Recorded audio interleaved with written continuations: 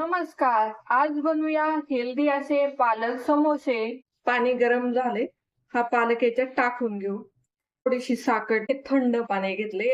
थंड पाण्यात टाकला का पालकचा कलर चेंज. बडीशोप भाजायची, जिरे, हे धणे भाजून घे. असे ना मोठे वाटून घेतले. आले, लसूण आणि मिरची वाटून झाले. पालक वाटून घ्यायचा. आता वाटून झालाय आणि एकदम बारीक पेस्ट करून घ्यायची. गव्हाचं पीठ टाकायचं, तर मीठ टाकून घ्यायचं, तूप टाकून घ्यायचं. याच्यात ना ओवा टाकून घ्यायची. ही पालक पिवळी ना याच्यात घालून घ्यायची आणि त्याच्यातच मळून घ्यायचे.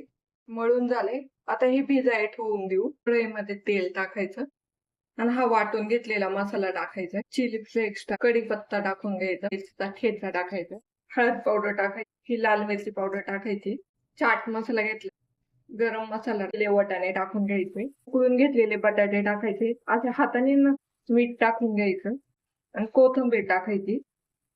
एकदम अशी मस्त भाजी तयार झाली. हे लाटून झाले. असं मध्यभागी कट करून समोसा ना असा दाबून घ्यायचा, इथं पॅक कर आणि सारण भरून घ्यायचं असं. आता याला ना बंद करून घे. हा समोसा ना तयार झालाय.